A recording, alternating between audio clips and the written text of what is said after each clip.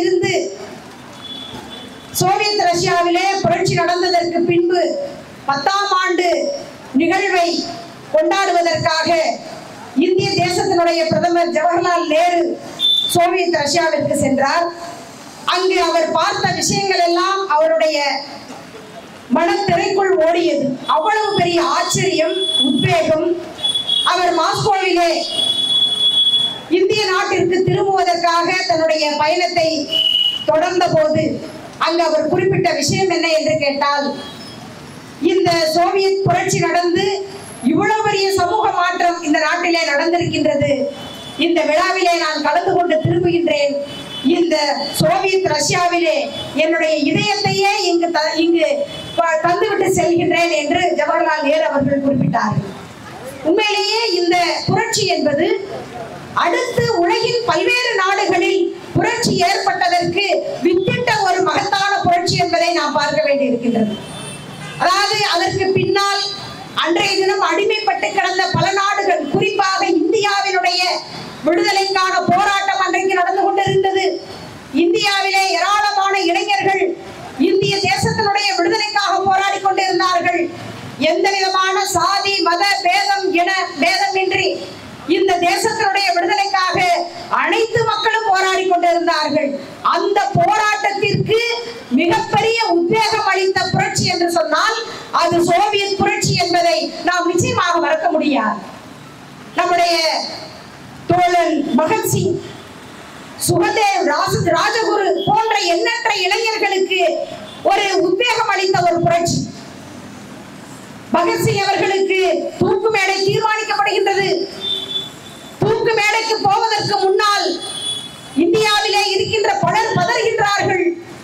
இந்த தேசத்தின் விடுதலைக்காக போராடிய பகத்சிங்கை தூக்கிலிட போகின்றார்கள். எனவே அவரை எப்படியாவது அந்த தூக்கு தண்டனையிலே இருந்து தப்பித்து விட வைக்க வேண்டும் என்று சொல்லி ஒரு தரப்பார் ஒரு மிகப்பெரிய முயற்சி எடுக்கின்றார்கள். தோழர் பகத்சிங் தன்னுடைய தூக்கு தண்டனை நிறைவேறுவதற்கு முதல் நாள் ஒரு கடிதம் எழுதுகின்றார். அதில் அவர் குறிப்பிட்ட விஷயம் என்ன? இன்றைக்கு இந்த தேசத்தினுடைய இந்திய தேசத்தினுடைய விடுதலை தேவை. இந்த தேசத்தினுடைய விடுதலை தேவை என்று சொன்னால், நான் தூக்கிலிடப்பட்டால் இந்த தேசத்திற்கு விடுதலை சாத்தியமா, அல்லது நான் விடுதலை அடைந்து வெளியே சென்றால் இந்திய தேசத்தின் விடுதலை சாத்தியமா? நீங்கள் கூறுங்கள்.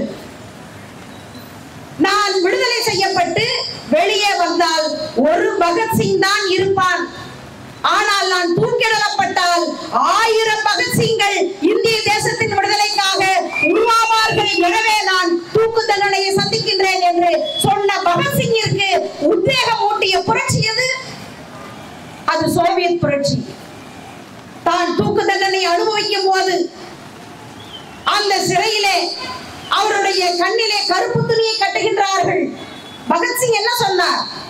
இந்த தூக்கு தண்டனைக்காக பயப்படுகிறவர்கள் கண்ணிலே கருப்பு துணியை கட்டுங்கள், நான் இந்த தேசத்தை பார்த்து கொண்டே சாக வேண்டும் என்று சொல்லி பயத்தை ஒழித்து இந்த தேசத்தினுடைய விடுதலைக்காக தன்னுடைய இன்னுயிரை நீத்தார் அல்லவா? பகத்சிங், ராஜகுரு, சுகதேவ் போன்ற எண்ணற்ற இளைஞர்களுக்கு உத்வேகம் கொடுத்த ஒரு புரட்சி என்று சொன்னால் அது அந்த சோவியத் புரட்சி.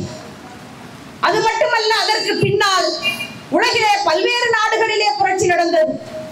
சீனாவாக இருக்கட்டும், கியூபாவாக இருக்கட்டும், கொரியாவாக இருக்கட்டும், எண்ணற்ற நாடுகளிலே அதற்கு பின்னால் புரட்சி நடந்தது. ஒரு சோசலிச சமூகம் உருவானது. இன்னும் சொல்ல போனால் சோவியத் ரஷ்யாவிலே இங்கு கூட இந்த போராட்டத்திற்கு, இந்த பொதுக்கூட்டத்திற்கு, நவம்பர் புரட்சி தின கொண்டாட்டத்திற்கு பெண் தலைவர்கள் அழைக்கப்பட்டிருக்கின்றார்கள். அதனுடைய அடையாளம் என்ன? அன்றைக்கு சோவியத் புரட்சியிலே எண்ணற்ற சாதாரண ஏழை எளிய பெண்கள் வீதியிலே இறங்கி அந்த புரட்சியிலே பங்கெடுத்தார்கள். கிழிந்த சொட்டர்கள், கிழிந்த ஸ்கார்ஃப்களை கட்டிக்கொண்டு அன்றைக்கு புரட்சியை வழிநடத்தினார்கள். அன்றைக்கு இருந்த சோவியத்திலே பெண்கள் அவர்களுடைய புரட்சியில் அவர்களுடைய பங்களிப்பை யாராலும் மறுக்க முடியாது, மறக்க முடியாது. புரட்சியிலே பெண்களுடைய பங்கெடுப்பு என்பது மகத்தானது.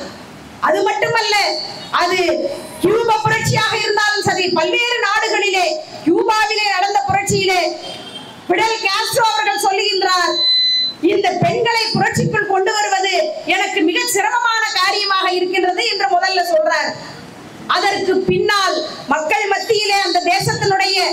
மிக மோசமான நிலைமைகள் விளக்கப்படுகின்றது. அதற்கு பின்னால் எண்ணற்ற பெண்கள் அந்த புரட்சியிலே கலந்து கொள்கின்றார்கள். எனவே எந்த நாட்டிலும் பெண்கள் பங்கேற்பு இல்லாமல் ஒரு சுதந்திரமோ அல்லது புரட்சியோ வெற்றி பெறவில்லை என்பதற்கு உலகின் பல்வேறு நாடுகளின் வரலாறு நமக்கு சொல்லுகின்றது. அது மட்டுமல்ல, சோவியத் புரட்சி நடந்த பின்பு அங்கு சோவியத் ரஷ்யாவிலே பெண்களுக்கு கிடைத்த ஒரு மிகப்பெரிய சுதந்திரம். அன்றைக்கு கூட பெண்களுக்கான பல்வேறு உரிமைகளை கொண்டு வர வேண்டும் என்று சொல்லி தோழர் லெனின் முயற்சி செய்த போது அந்த குடும்ப கட்டமைப்பு உடையாமல் பார்த்து கொள்ள வேண்டும் என்று சொல்லி பலர் முன்னே வந்து நின்றார்கள். ஆனாலும் கூட அன்றைக்கு அந்த சோசலிச அரசு அதையெல்லாம் அடித்து நொறுக்கியது.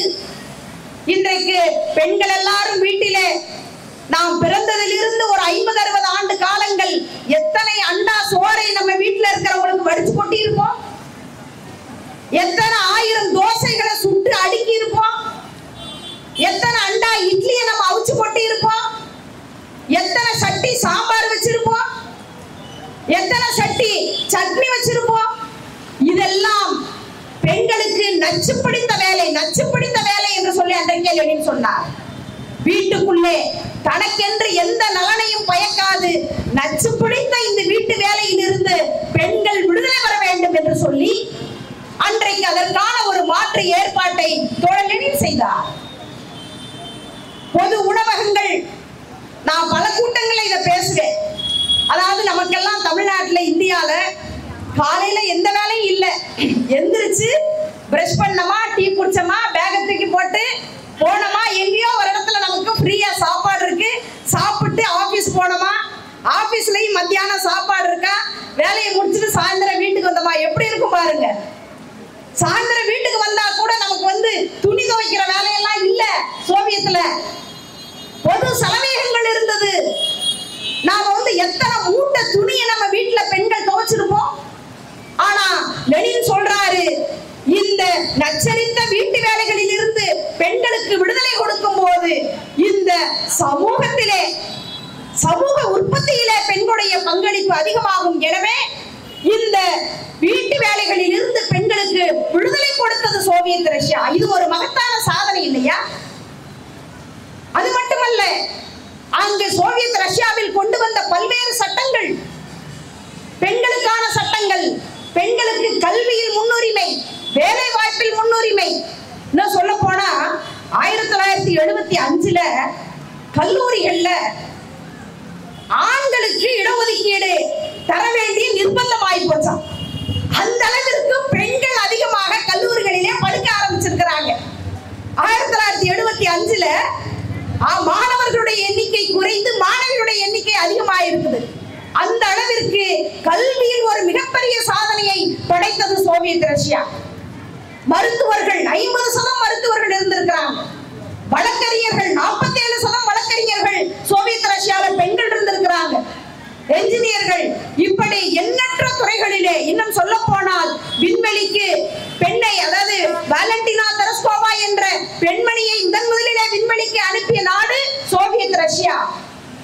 ஆணுக்கும் பெண்ணுக்கும் சமமாக வாக்குரிமையை முதலிலே கொடுத்த நாடு சோவியத் ரஷ்யா. எப்பேற்பட்ட ஒரு புரட்சி அது! பெண்களுக்கு கருக்கலைப்பு செய்வதற்கான உரிமை. அன்றைக்கெல்லாம் வந்து பெண்கள் கருக்கலைப்பு செய்ய முடியாது. தோழர் சாந்தி அவர்கள் குறிப்பிட்டார்களே, கருக்கலைப்பு செய்வதற்கான உரிமை, தன்னுடைய வாழ்க்கை இணையை தேர்வு செய்வதற்கான உரிமை, அதெல்லாம் அன்றைக்கு இல்லாத ஒரு மோசமான சமூகமாக அன்றைய ரஷ்ய சமூகம் இருந்திருக்கின்றது. புரட்சி முடிந்ததற்கு பின்பு இத்தகைய ஒரு மிகப்பெரிய சமூக மாற்றம் பெண்களுக்கு மட்டுமல்ல, நான் பெண்களுக்கான சமூக மாற்றம் குறித்து சொல்லுகின்றேன், ஆனால் ஒட்டுமொத்தமாக சமூகத்திலே ஒரு மிகப்பெரிய மாற்றம். இன்றைக்கும் தொழிலாளர்கள், நம்முடைய தேசத்திலே இருக்கின்ற தொழிலாளர்களுக்கு தொழிற்சங்கம் வைக்கின்ற உரிமை, அவர்களுக்கு 8 மணி நேர வேலை, 8 மணி நேர உறக்கம், 8 மணி நேர ஓய்வு, இதற்கான உரிமை, இவை எல்லாவற்றிற்கும் ஒரு முன்மாதிரியான நாடாக அன்றைக்கு சோவியத் ரஷ்யா இருந்தது. இன்றைக்கு நினைச்சா தொழிலாளிகளை வீட்டுக்கு அனுப்பிட்டு இருக்கான். அமேசான் நிறுவனத்துல ஒரே நாள்ல 30,000 பேர் வீட்டுக்கு அனுப்பப்படுறாங்க. ஏன்? இது ஒரு முதலாளித்துவ சமூகம். இந்த முதலாளித்துவ சமூகத்தில் வேலை வாய்ப்பு கிடைப்பதே குதிரை கொம்பு. அப்படி தனியார் நிறுவனத்தில் கிடைக்கின்ற வேலையும் கூட எப்போது பறிப்பார்கள் என்று தெரியாது. அப்படிப்பட்ட லாப வெறி. 30,000 பேரை வீட்டுக்கு அனுப்புறாங்கன்னா ஏதோ அமேசான் நிறுவனத்துக்கு என்ன நஷ்டமாயி போச்சு? கிடையாது. இந்த 30,000 பேரினுடைய உழைப்பை இன்னும் அங்க இருக்கின்ற மற்ற தொழிலாளிகளை செய்ய வைப்பதுதான் அந்த முதலாளியினுடைய நோக்கம். அது மட்டுமல்ல, இவர்களுக்கு கொடுக்கின்ற சம்பளத்தில் பாதியை கொடுத்து, ஏன்னா வேலை இல்லாத இளைஞர்கள் ஏராளமான இளைஞர்கள் இருக்கின்றார்கள். என்ஜினியரிங் முடிச்சிட்டு MBA முடிச்சிட்டு சொமேட்டோல வந்து உணவு கொண்டு போய் வீடு வீடா கொடுத்துக்கிட்டு இருக்கிற இளைஞர்கள் இருக்கிறாங்க. அந்த மாதிரி இளைஞர்களுக்கு, அந்த மாதிரியான இளைஞர்களுக்கு இன்றைக்கு கொடுக்கின்ற சம்பளத்துல பாதி கொடுத்தா போதும். வேலை இல்லாது இருக்கின்ற எண்ணற்ற இளைஞர்களை பாதி சம்பளத்துல கொண்டு வந்து அமர வைக்கின்ற வேலை. இதுதான் முதலாளித்துவ நாடுகள் எல்லாம் நடக்குது. அன்றைக்கு சோவியத் ரஷ்யாவில் அப்படி இல்லை. தொழிலாளி வர்க்கம் தன்னுடைய தலைமையிலே ஆட்சியை நடத்தியது. எனவே தொழிலாளி வர்க்கத்தினுடைய நலன் தான் அன்று முக்கியம். இப்படிப்பட்ட ஒரு மாபெரும் புரட்சியை நாம் கொண்டாடாமல் என்ன செய்வது? நாம் மட்டும் கொண்டாடுவது கிடையாது, இந்த சமூகத்தை கொண்டாட வைக்க வேண்டும். இந்த சமூகத்திற்கு இந்த புரட்சி என்றால் என்ன என்று சொல்ல வேண்டி இருக்கின்றது. தமிழ்நாட்டுல புரட்சி அப்படின்னு சொன்னா தமிழ்நாட்டு மக்களுக்கு என்ன தெரியும்? புரட்சி தலைவரை தெரியும், புரட்சி தலைவியை தெரியும், புரட்சி கலைஞரை தெரியும். இதுதான் புரட்சி. ஆனால் புரட்சி என்பது ஒரு மிகப்பெரிய சமூக மாற்றம். இந்த மிகப்பெரிய சமூக மாற்றத்தை நோக்கி அன்றைக்கு எப்படி சோவியத் ரஷ்யா சென்றதோ அது போல இந்தியாவும் செல்ல வேண்டும் என்பதற்கான போராட்டத்தை தான் இந்தியாவிலே இடதுசாரிகள் நடத்தி கொண்டிருக்கின்றார்கள். அதற்கான போராட்டத்தை தான் நடத்தி கொண்டிருக்கின்றார்கள். ஆனால் இன்றைக்கு இந்திய தேசத்தை கடந்த 10 ஆண்டு காலத்திற்கு மேலாக ஆட்சி செய்து கொண்டிருக்கின்ற மோடி அரசாங்கம் என்ன செய்து கொண்டிருக்கின்றது? இப்ப இன்றைக்கு வந்து பீகார் தேர்தல், கடந்த ஆண்டு இதே நாள்ல இதே நேரத்துல ஜார்க்கண்ட் தேர்தல் நடந்தது. அவங்க தேர்தல் எல்லாம் எப்படி ஆட்சியை பிடிக்கிறாங்க? ஒவ்வொரு தேர்தலையும் ஏதாவது ஒரு மத வெறியை கிளப்புவது, சாதி வெறியை கிளப்புவது, இனவெறியை கிளப்புவது. அன்றைக்கு ஜார்க்கண்ட் தேர்தல் நடந்த போது பழங்குடி மக்கள் மத்தியிலே போய் மோடி சொன்னார், இங்க இருக்கிற இஸ்லாமியர்கள் எல்லாம் உங்களுடைய நிலங்களை பறிக்கின்றார்கள், உங்கள் மகள்களை பறிக்கின்றார்கள் என்று சொல்லி ஒரு மிகப்பெரிய பிரச்சாரத்தை கிளப்பினார். இப்ப பீகார்ல போய் என்ன சொல்லிட்டு இருக்கிறாரு? நீங்க வந்து தமிழ்நாட்டுல இருக்கிற பீகாரிகள் எல்லாம் அங்க வந்து கொடுமைப்படுத்தப்படுறாங்க அப்படின்னு போய் பீகார்ல போய் சொல்றாரு. இங்க இருக்கிற பீகாரிகளுக்கு நம்ம தமிழ்நாட்டுல இருக்கிற ஒவ்வொரு கடைகள்லயும் நம்ம வேலை வாய்ப்பை கொடுத்திருக்கிறோம். பீகார்ல வேலை வாய்ப்பு கொடுக்காம அங்க இருந்து துரத்தி விட்டாங்க. ஆனா நாம தமிழ்நாட்டுல எத்தனை கடைகள்ல வடமாநிலத்தை சார்ந்த தொழிலாளிகள் வேலை பார்த்துட்டு இருக்கிறாங்க. அவர்களுக்கான வாழ்க்கையை தமிழகம் உத்தரவாதப்படுத்தி கொண்டிருக்கின்றது. இந்தியாவிலே எந்த மாநிலத்திலிருந்து வந்தாலும் வேலை இல்லைன்னு சொல்லி திரும்பி யாரும் போறதே கிடையாது. எல்லா மாநிலத்திலிருந்து இளைஞர்கள் இங்க வர்றாங்க. கல்கத்தால இருந்து வர்றாங்க, பீகார்ல இருந்து வர்றாங்க, பல்வேறு மாநிலங்கள்ல இருந்து தமிழ்நாட்டுக்கு வந்து ஏதோ ஒரு வேலையை பார்த்துட்டு அவங்க போயிட்டே இருக்கிறாங்க. தமிழ்நாடா இருந்தாலும் சரி, கேரளாவாக இருந்தாலும் சரி, இந்த மாநிலத்திற்கு வந்து வட மாநிலத்தை சார்ந்த இளைஞர்கள் ஏதோ ஒரு இடத்துல வேலை பார்த்துட்டு அவங்க வந்து தன்னுடைய குடும்பத்தை பாதுகாத்துக்கிட்டு இருக்கிறாங்க. ஆனா மோடி என்ன சொல்றாரு? பீகார்ல போய் தமிழ்நாட்டுக்குள்ள பீகாரிகள் எல்லாம் வந்து நாம வந்து கொடுமை பண்றோம் அப்படின்னு ஒரு பிரச்சாரம் செய்யறார். எதுக்காக? அங்க வந்து அவர் வந்து தேர்தலில் வெற்றி பெறணும், பீகார் மக்களுடைய வாக்குகளை வாங்கணும். இன்னும் சொல்ல போனா அந்த வார்த்தையை இந்த மோடி அவர்கள் தமிழகத்தில் வந்து சொல்வதற்கு தயாரா? தமிழ்நாட்டில் வந்து அவர் சொல்லுவாரா? தமிழ்நாட்டில் பீகாரிகள் எல்லாம் நீங்க வந்து கொடுமைப்படுத்துறீங்கன்னு சொல்ல முடியுமா? எவ்வளவு ஒரு எந்த தேர்தலாக இருந்தாலும் சரி, ஏதாவது ஒரு வகையில் வன்முறையை தூண்டித்தான் பிஜேபி அரசு தொடர்ந்து தன்னுடைய ஆட்சியை ஒவ்வொரு மாநிலத்திலும் தக்க வைத்துக் கொண்டிருக்கின்றது. அது மட்டுமல்ல, பாராளுமன்ற தேர்தலும் அதுதான். அவங்க நம்புறதெல்லாம் மக்களை கிடையாது, அவங்க நம்புறதெல்லாம் வந்து மதவெறியை, சாதி வெறியை. அது மட்டுமல்ல, இன்றைக்கு தேர்தல் ஆணையத்தை இதை நம்பிதான் அவங்களுடைய தேர்தலே இருக்குது. மிகப்பெரிய ஆபத்து தமிழகத்துக்கு வந்திருக்குது. இந்த 4ஆம் தேதியிலிருந்து அடுத்து ஒரு மாச காலத்துக்குள்ள எல்லா வாக்காளர்களையும் சேர்க்கிறது தீவிரமாக வந்து அவங்க சேர்க்கிறாங்க. மிக மோசமான பீகார் அனுபவம் தமிழக மக்களுக்கு ஒரு பாடம். எப்படி ஒரு மாத காலத்துல 2 வருஷமானாதான் முழுமையாக இந்தியாவில் தமிழகத்தில் இருக்கின்ற எல்லா வாக்காளர்களையும் சேர்க்க முடியும். ஆனா இன்னைக்கு அவங்க என்ன பண்றாங்க, ரொம்ப குறுகிய காலத்துல 3 முறை உங்க வீட்டுக்கு வருவோம்னு சொல்றாங்க. ஒரு மாச காலத்துல 3 முறை வந்து இந்த 6 கோடி பேருக்கு மேல இருக்கிற வாக்காளர்களை இவங்க வந்து சேர்த்துருவாங்களா? பீகார்ல என்ன நிலைமை? பீகாரில் ஒரு வீட்டுல 300 ஓட்டு, ஒரு வீட்டுல 560 ஓட்டு, ஒரே ஆளுக்கு 28 ஓட்டு. தங்களுக்கு வாக்களிக்காத இஸ்லாமியர்களை எல்லாம் கூண்டோடு வாக்காளர் பட்டியலில் இருந்து எடுத்திருக்கிறார்கள். இந்த வேலையை தான் தமிழ்நாட்டில் பிஜேபி செய்ய போகுது.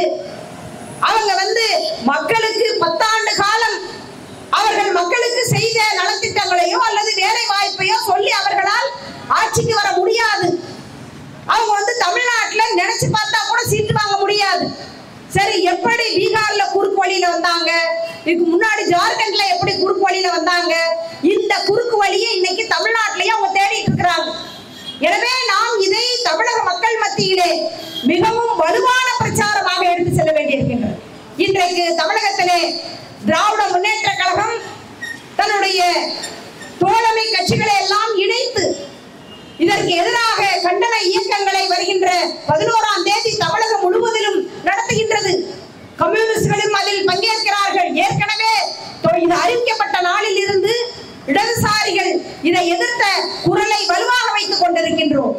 இது மக்களுடைய ஜனநாயகத்தை பறிக்கின்ற ஒரு வேலை, நம்முடைய வாக்குகளை பறிக்கின்ற ஒரு வேலை. இப்படிப்பட்ட குறுக்கு வழியை ஒருபோதும் தமிழகம் அனுமதிக்காது என்பதை நாம் மக்கள் மத்தியிலே சொல்ல வேண்டியிருக்கின்றது.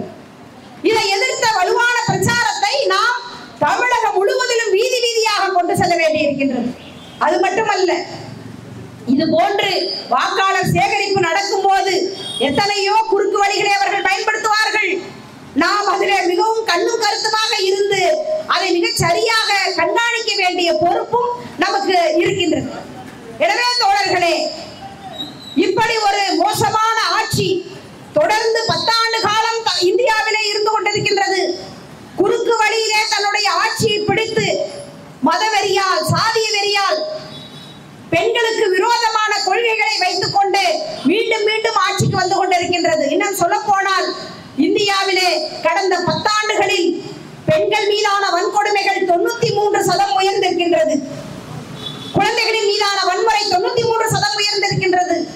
பெண்கள் மீதான வன்கொடுமை பிஜேபியினுடைய ஆட்சியிலே 45% உயர்ந்திருக்கின்றது.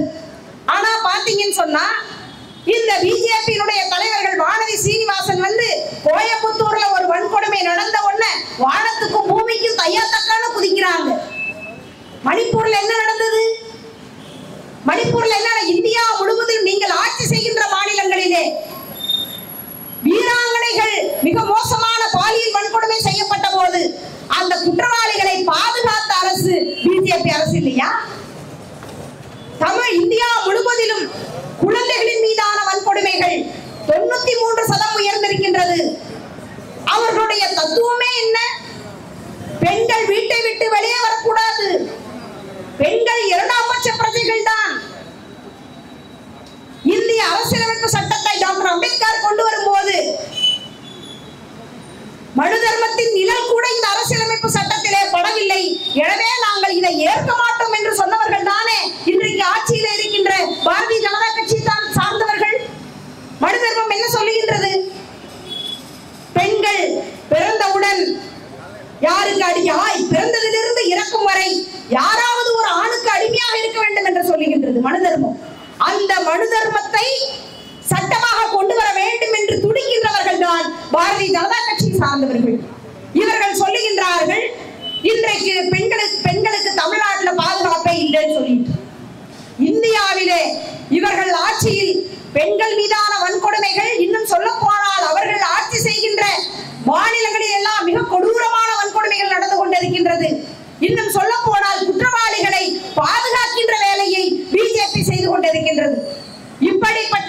ஒரு மோசமான அரசை தூக்கி எறிய வேண்டியிருக்கின்றது. இன்னும் சொல்ல போனால் தமிழகத்திலே அவர்கள் எப்படியாவது கால் ஊன்றி விட வேண்டும் என்று துடித்துக் கொண்டிருக்கின்றார்கள். அதாவது தமிழகத்தில் இன்றைக்கு ஒரு புதிய அரசியல் கட்சி வந்திருக்கின்றது. அவர்கள் ஒரு 2-3 மாவட்டத்தின் வழியாக பிரச்சாரத்துக்கு போனாங்க. கரூருக்கு போகும்போது மிக கொடூரமான ஒரு துயரம் நடந்தது. உண்மையிலேயே மார்க்சிய கம்யூனிஸ்ட் கட்சி உடனடியாக அந்த இடத்திற்கு சென்றது. எங்களுடைய கட்சியினுடைய அகில இந்திய பொதுச் செயலாளர் தோழர் எம்.ஏ. பேபி அவர்கள் அங்கு சென்றார். எங்களுடைய கட்சியினுடைய தலைவர்கள் எல்லாம் சென்றார்கள். அந்த இடத்திலே நடந்த சம்பவம் குறித்து முழுமையான ஆய்வினை மார்க்சிய கம்யூனிஸ்ட் கட்சி நடத்தியது. அதாவது ஒரு 41 உயிர் பலியானதற்கு பின்பு அந்த குடும்பத்தை எல்லாம் நேரடியாக அழைத்து ஒரு இடத்துக்கு வர வச்சு ஆறுதல் தெரிவிச்சு அனுப்பிச்சிட்டார். சரி, அது முடிஞ்சிச்சு இல்ல. முதல் பொதுக்குழு கூட்டம் நடந்திருக்கு. அநேகமாக நேற்று இன்னைக்கெல்லாம் அந்த வீடியோ, விஜய் பேசின வீடியோ பரவலா போயிட்டு இருக்குது. அதாவது தமிழகத்தில் எஸ்ஆர்ஐ என்ற ஒரு கொடூரமான விஷயம் போயிட்டு இருக்குது. பொதுக்குழுல ஏதாவது ஒரு வார்த்தை விஜய் பேசியிருப்பாரா? இப்படி தமிழக வாக்காளர்களுடைய உரிமைகளை பறிக்கின்ற இந்த விஷயத்தை பிஜேபி செய்கின்றதே, இதை நாங்கள் ஒருபோதும் அனுமதிக்க மாட்டோம். இது தமிழகத்தில் இருக்கின்ற வாக்காளர்களுடைய வாக்குரிமையை பறிக்கின்ற விஷயம் என்று சொல்லி விஜய் ஒரு வார்த்தை பேசியிருப்பாரா? அல்லது தீர்மானத்துல, அவர் போட்ட தீர்மானத்துல ஒரு வரி இருந்திருக்குமா? இல்ல. இன்னும் சொல்ல போனா தமிழ்நாடு சட்டமன்றத்துல நம்முடைய எதிர்க்கட்சி தலைவர் எடப்பாடி பழனிசாமி அவர்கள் ரொம்ப குதிச்சு பேசினார். விஜய பாதுகாக்கிறதுக்காக அவ்வளவு வேகமா பேசினார். அந்த 41 உயிரினுடைய மரணத்திற்கு காரணம் தமிழக அரசு தான் அப்படின்னு பேசினார். விஜய ரொம்ப பாவம், அவர் ரொம்ப நல்லவர் அப்படின்னு பேசினார். அந்த பொதுக்குழு கூட்டத்துல ஒரு வார்த்தை கூட எனக்கு ஆதரவா பேசிய அதிமுகவுக்கு நன்றி அப்படின்னு கூட அவர் சொல்லல.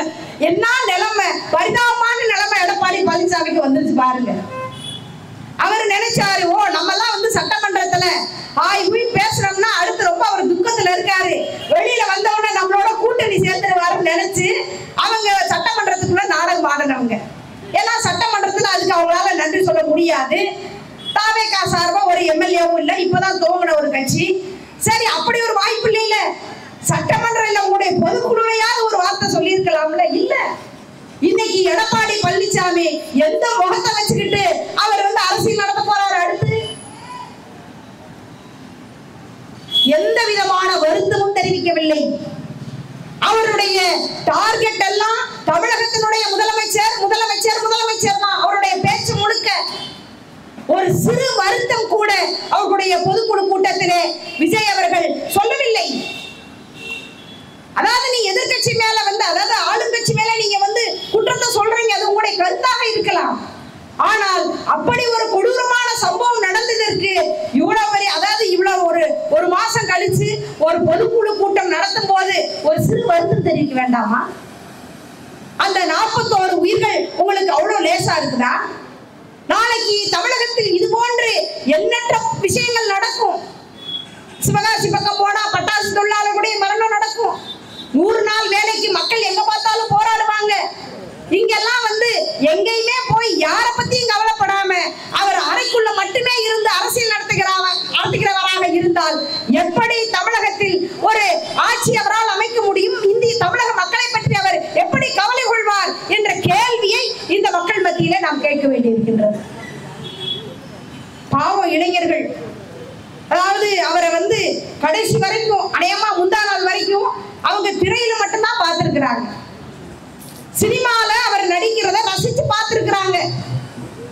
அந்த ரசனையோட இன்றைக்கு அவர்கள் நேரடியாக அரசியல் களத்திற்கு வரும்போது கூட்டமாக அவருடைய முகத்தை பார்க்கறதுக்காக வர்றாங்க. ராதாரவி கூட சொல்லியிருக்காரு, எம்ஜிஆர் இருக்கும்போது இப்படிதான் அவர் வந்தாருன்னா அவர் பின்னாடி கூட்டம் வரும், அதுக்கப்புறம் விஜய் வந்தப்பதான் வந்திருக்கு அப்படின்னு சொல்லிட்டு ரொம்ப சிரிப்பா இருக்குது. அதாவது நேற்று வரைக்கும் சினிமால பார்த்த பல பத்திரிகைகள் பேட்டி எடுக்கும் போது பெண்கள் சொல்லி இருக்கிறாங்க, என்னங்க விஜய் எவ்வளவு சினிமால நடிச்சிருக்கிறாரு பார்த்திருக்கோம், ஏதோ எங்க ஊருக்கு வந்திருக்காரு போய் பார்ப்போம்னு போனோம். அப்படின்னு சொல்லி அதுதான் யதார்த்தம், அதுதான் யதார்த்தம். இதை இவர்கள் மனக்கோட்டை கட்டிக்கொண்டு அடுத்த தேர்தல்ல உடனே நாங்க ஆட்சிக்கு வந்துருவோம், நாங்க தான் முதலமைச்சரா வருவோம். நாங்க சொல்றோம் இந்த எஸ்ஐஆர் நடக்கின்றதே, ஏதாவது அதை பற்றி உங்களுக்கு ஒரு சின்ன வருத்தம் இருக்குதா? கிட்டத்தட்ட ஒரு 7-8 கோடி பேருடைய வாக்கு, இதுல வந்து எத்தனை பேர் வாக்காளர்களாய் விட்டு வெளியே துரத்த போறாங்க அப்படின்னு உங்களுக்கு தெரியுமா? இதெல்லாம் பிஜேபியினுடைய திட்டமிட்ட சதி. தேர்தல் ஆணையத்தை தனக்கு சாதகமாக பயன்படுத்திக் கொள்ளுகின்றது பிஜேபி. இதற்கு முன்னால இந்த தேர்தல் ஆணையத்தை நியமிக்கின்ற சிஸ்டத்தையே மாத்திட்டாங்க பிஜேபி. எதிர்கட்சி தலைவர் இருந்தாரு, அந்த தேர்தல் ஆணையத்தை நியமிக்கின்ற இடத்துல அவரை தூக்கி எறிஞ்சிட்டாங்க. நீதிபதியை வந்து உச்ச நீதிமன்றத்தினுடைய தலைமை நீதிபதி இருந்தாரு, அவரை தூக்கி எறிஞ்சிட்டாங்க. எதிர்கட்சி தலைவர் ஒருத்தர் இருப்பாரு, அவரால் என்ன பண்ண முடியும்? எனவே தேர்தல் ஆணையத்தை தன்னுடைய கைக்குள் வைத்துக் கொள்வதற்காக மிகப்பெரிய சதியை செய்து தேர்தல் ஆணையத்தை கொண்டு வந்தார்கள்.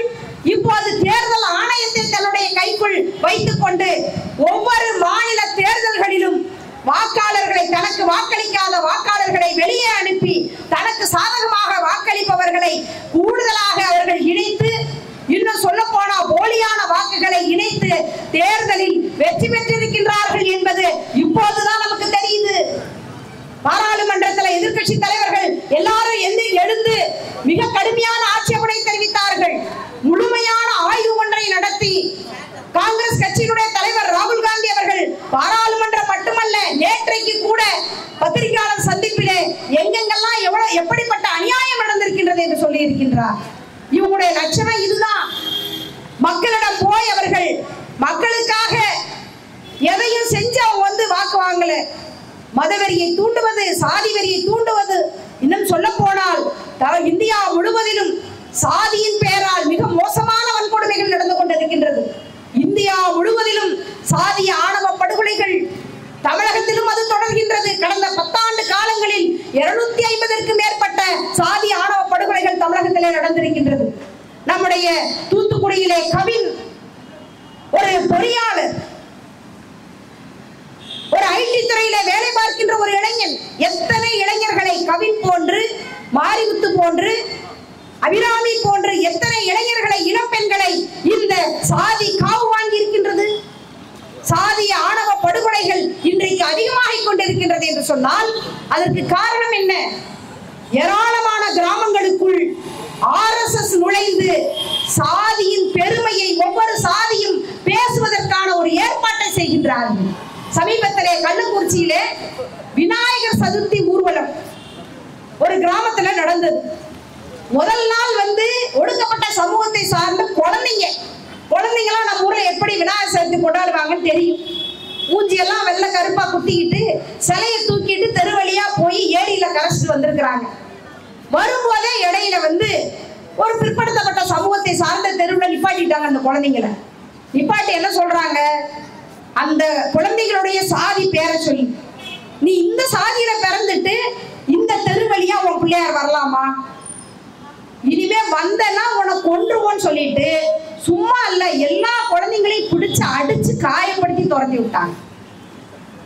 ஆனா அந்த ஒடுக்கப்பட்ட சமூகத்தை சார்ந்த மக்கள் திருப்பி வந்து கேட்கல. கேட்டா என்ன ஆகும் தெரியும், கேட்டா என்ன ஆகும் தெரியும், அமைதியா இருந்துட்டாங்க. அவங்க நினைப்பு என்ன, திரும்பி அவங்க வருவாங்க, நாம ஒரு தாக்குதல் நடத்தணும் என்பதுதான் அந்த ஆதிக்க சாதியினுடைய நோக்கம். அடுத்த நாள் என்ன நடந்ததுன்னு சொன்னா, இந்த ஆதிக்க சாதியினர் மிகப்பெரிய விநாயகரை கொண்டு போய் தலித் மக்கள் வாழுகின்ற தெருவில் நடுவுல நிறுத்திட்டு அங்க வந்து பாட்டாளி மக்கள் கட்சி கொடியை கட்டி பாட்டாளி மக்கள் கட்சியினுடைய பாட்டை போட்டு அங்க வந்து டான்ஸ் ஆடுறாங்க, பட்டாசு போடுறாங்க. தலித் மக்கள் தெருவுக்குள்ள பட்டாசு தூக்கி தூக்கி வீசுறாங்க. அவங்களால ஒண்ணும் செய்ய முடியல, எதிர்த்து கேட்கல யாருமே.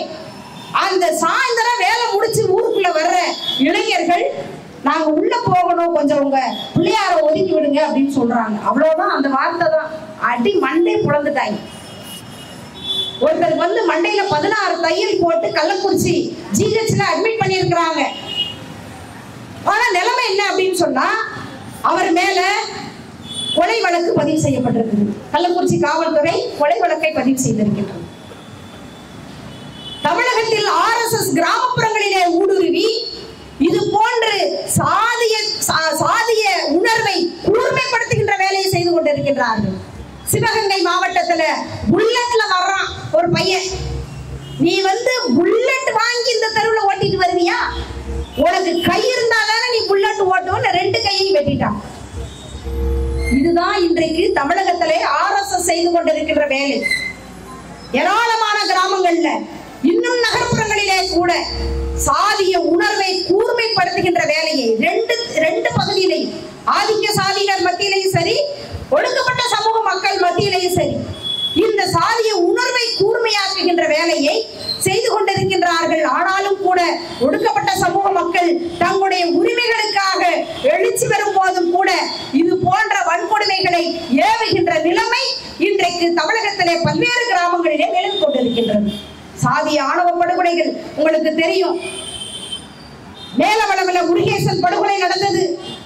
பஞ்சாயத்து தலைவராக தேர்ந்தெடுக்கப்பட்ட தலித் தலைவர் அவருடைய தலையை துண்டாக வெட்டினார்கள். வெட்டியவர்கள் வெட்டும் போது சொன்ன விஷயம் என்ன தெரியுமா? தலை இருந்தா தானடா நீ தலைவன், தலை இருந்தா தானடா நீ தலைவன் அப்படின்னு சொல்லி வெட்டியிருக்காங்க. அப்ப இந்த இந்திய அரசியலமைப்பு சட்டம் கொடுத்திருக்கின்ற உரிமையை ஒடுக்கப்பட்ட மக்களும் தேர்தலிலே நின்று பஞ்சாயத்து தலைவர்களாகலாம், MLA ஆகலாம், MP ஆகலாம் என்று இந்திய அரசியலமைப்பு சட்டம் கொடுத்திருக்கின்ற உரிமையை பறிக்கின்ற ஏற்பாடாக இந்த சாதிய உணர்வு இன்றைக்கு தூண்டப்படுகின்றது. சாதி வெறி இன்றைக்கு இளைஞர்கள் மத்தியிலே தூண்டப்படுகின்றது. இது போன்று எண்ணற்ற வேலைகளை மிகவும் நுணுக்கமாக குடியிருப்பு பகுதிகளுக்குள்ளே RSS செய்து கொண்டிருக்கின்றார்கள். எனவே நாம் இதில் மிகவும் கவனமாக இருக்க வேண்டியிருக்கின்றது. தொழில் வாரியாக, சாதி வாரியாக, மத வாரியாக இது போன்ற பிளவுகளை ஏற்படுத்தி இந்த தேசத்தை தொடர்ந்து தன்னுடைய கட்டுப்பாட்டிலே, ஆட்சியின் கட்டுப்பாட்டிலே வைத்திருக்க வேண்டும் என்பதுதான் RSS நோக்கம், பிஜேபியினுடைய செயல். எனவே இதை தடுப்பதற்காக நாம் அனைவரும் ஒன்று சேர வேண்டும். கம்யூனிஸ்டுகள் மட்டுமல்ல, இந்த சமூகத்திலே இருக்கின்ற அனைவரும் ஒன்று சேர்ந்து இந்த போராட்டத்தை நடத்த வேண்டும். நிச்சயமாக மாற்றம் என்பது ஒரு நாள் வரும். எல்லாம் மாறும் என்பதே மார்க்சிய விஞ்ஞானம். எனவே அத்தகைய மாற்றத்தை, சமூக மாற்றத்தை இந்தியாவிலே நிகழ்த்த வேண்டும் என்று சொன்னால், தமிழகத்திலே அத்தகைய சமூக மாற்றத்தை கொண்டு வர வேண்டும் என்று சொன்னால், சாதி மத வேத வித்தியாசங்கள் இன்றி அனைவரையும் ஒன்றிணைப்போம். நிச்சயமாக மாற்றம் என்பது வரும். அத்தகைய மாற்றத்தை நாம் எதிர்பார்த்து நம்முடைய போராட்டத்தை நடத்துவோம் என்பது நேரத்திலே தெரிவித்துக் கொண்டு, மிக சிறப்பான முறையிலே இந்த புரட்சி தின கொண்டாட்டத்தை நடத்திய மத்திய சென்னை மாவட்ட குழு தோழர்களுக்கு வாழ்த்துக்களையும் பாராட்டுகளையும் கூறி நிறைவு செய்கிறேன். நன்றி, வணக்கம்.